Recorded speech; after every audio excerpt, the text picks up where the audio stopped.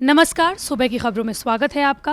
वो खबरें जो आपको सुबह ही देख लेनी चाहिए, बताएंगे आपको सिर्फ यहाँ। ममता के जख्मों पर टीएमसी की शिकायत पर क्या बोला चुनाव आयोग? क्या व्हीलचेयर टीएमसी को चुनाव में जीत दिलवा पाएगा? कोरोना फिर लौट रहा है। और अश्विन के सवाल पर विराट कोहली क्यों भड़के?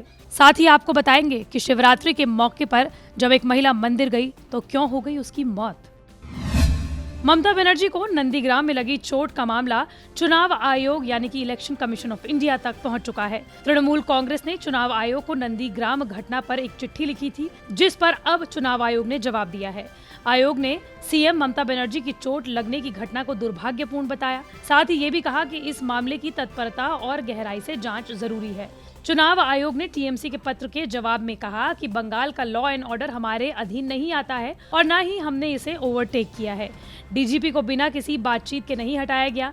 चुनाव आयोग ने ये भी कहा कि हमारे ऊपर आरोप लगाना सही नहीं है। चुनाव आयोग ने ये कहा कि पत्र आरोपों से भरा हुआ है। फिलहाल चुनाव आयोग अब आगे की कार्रवाई के लिए मुख्य सचिव की रिपोर्ट का इंतजार कर रहा है। नंदीग्राम घटना को लेकर टीएमसी का एक संसदीय प्रतिनिधिमंडल दिल्ली में चुनाव आयोग के अधिकारियों से आज मुलाकात करने वाला है, जिसमें टीएमसी सांसद डेरेक ओब्रायन समेत तमाम बड़े नेता शामिल होने वाले हैं। आपको बता दें कि टीएमसी के महासचिव पार्थ चैटर्जी ने कहा है कि बंगाल में चुनावों की घोषणा के बाद कानून व्यवस्था निर्वाचन आयोग की जिम्मेदारी बन गई है।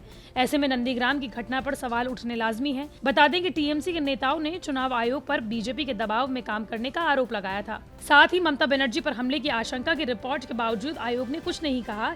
ये आरोप भी टीएमसी ने लगाया था। बता दें कि पश्चिम बंगाल की सीएम ममता बनर्जी जब 10 मार्च को नंदीग्राम में नामांकन पत्र भरने के बाद चुनाव प्रचार कर रही थी, उस वक्त धक्का मुक्की के दौरान वो जमीन पर गिर गई और उन्हें गंभीर चोटें लग गई। हालांकि टीएमसी ने बीजेपी पर तमाम आरोपों को मढ़ा है, लेकिन बीजेपी ने तमाम आरोपों को नकारा है।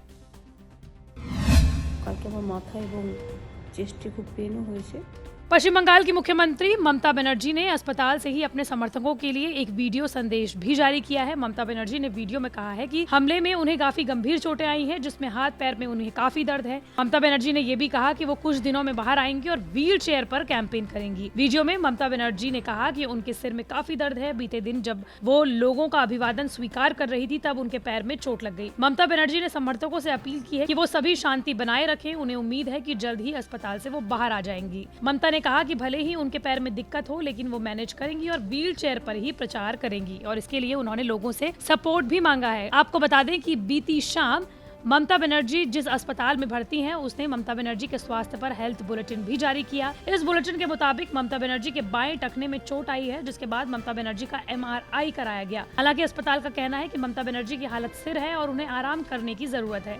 अस्पताल में 6 डॉक्टर्स की टीम ममता बनर्जी के स्वास्थ्य पर नजर बनाए हुए है। आपको बता दें कि ममता बनर्जी का दावा है कि कुछ लोगों ने उनके पैर को दबाने की कोशिश की, जिसके कारण उनका पैर गाड़ी के नीचे आ गया, जिसके बाद उन्हें कोलकाता के अस्पताल में भर्ती कराया गया। ममता बनर्जी के चोटिल होने के कारण तृणमूल कांग्रेस ने अपना मैनिफेस्टो जारी नहीं किया, जो उन्हें शिवरात्रि के मौके पर करना था। 14 मार्च तक ममता बनर्जी के सभी चुनावी कार्यक्रमों को रद्द कर दिया गया है। आपको बता दें कि 27 मार्च से 2 मई तक पश्चिम बंगाल में चुनाव है।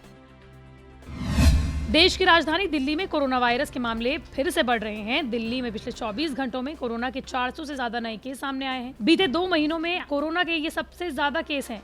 वहीं महाराष्ट्र में कोरोना के 14,000 से ज्यादा नए मरीज मिले, जो इस साल एक दिन में सबसे ज्यादा केसेस हैं। इसके साथ ही राज्य में 57 संक्रमितों ने दम तोड़ने के बाद मृतकों की कुल संख्या 52,667 पहुंच गई है।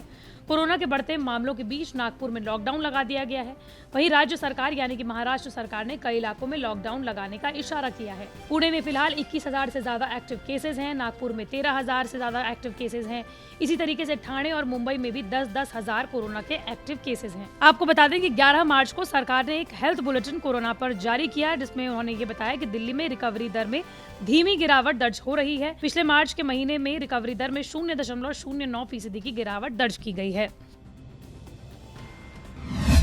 इंग्लैंड के खिलाफ टेस्ट सीरीज में शानदार जीत के बाद आज से शुरू हो रहे T20 सीरीज से पहले टीम इंडिया के कप्तान विराट कोहली ने ओपनिंग को लेकर बने संशय को खत्म करते हुए कहा कि रोहित शर्मा और लोकेश राहुल T20 सीरीज में पारी की शुरुआत करेंगे। हालांकि अश्विन को लेकर पूछे सवाल पर कोहली चिढ़ से गए और कहा कि सवाल पूछने से पहले तर्क भी होना चाहिए। इंग्लैंड के खिलाफ 5 मैचों की T20 सीरीज शुरू होने से पहले कप्तान कोहली ने 11 मार्च को कहा कि अगर रोहित शर्मा खेलते हैं तो लोकेश राहुल और रोहित पारी की शुरुआत करेंगे। अब इसका मतलब ये हुआ कि शिखर धवन के लिए टीम एकादश में जगह नहीं होगी।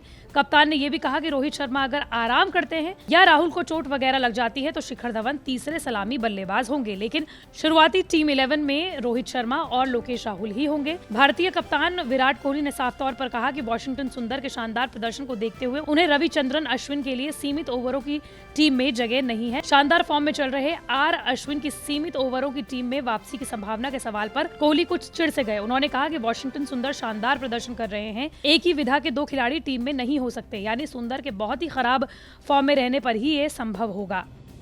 उत्तर प्रदेश के गोरखपुर में शिवरात्रि के मौके पर एक हैरान करने वाली घटना घटी। दरअसल गोरखपुर के पास के गांव में जब एक महिला मंदिर में पूजा अर्चना के लिए गई, जैसे ही 60 साल की बुजुर्ग महिला ने शिवलिंग पर माथा टेका, वैसे ही उसके प्राण निकल गए। गांव वालों का कहना है कि बुजुर्ग महिला रोज सुबह 4 बजे शिवलिंग पर जल चढ़ाने जाती थी। मंदिर में शिवलिंग के सामने महिला की मौत से गाँव भर के लोग हैरान हैं। मौके पर मौजूद लोगों ने बुजुर्ग महिला को तुरंत उठाया और अस्पताल लेकर गए, जहाँ डॉक्टरों ने महिला को मृत घोषित कर दिया। मंदिर में मौजूद लोगों ने बताया कि 65 साल की जमुना प्रसाद कसौधन अपनी पत्नी विभक्ति देवी के साथ महाशिवरात्रि के मौके पर शिव मंदिर में पूजा अर्चना के लिए गए थे। सुबह 4 बजे मंदिर पहुंचने के बाद उन्होंने भगवान भोलेनाथ का जलाभिषेक किया। इसके बाद उन्होंने शिवलिंग पर हाथ रखकर मत्था टेका। मत्था टेकते ही विभक्ति देवी के प्राण निकल गए। मृतक विभक्ति देवी के पोते मेश कुमार ने जानकारी देते हुए बताया कि उनकी दादी विभक्ति देवी महाशिवरात्रि के मौके पर सुबह 4 बजे घर के पास बने शिव मंदिर में पूजा करने गई थी। पूजा करते ही उनकी दादी ने जैसे ही शिवलिंग पर मत्था टेका और उनके शरीर में हलचल बंद हो गई। उस समय उनके बाबा जमुना प्रसाद भी वहीं पर मौजूद थे। परिजनों ने बताया है कि मृतक पहले से ही पूजा पाठ में लीन रहती थी। शिवरात्रि के मौके पर दर्शन के लिए गई और मंदिर में मत्था टेकते ही उसका निधन हो गया।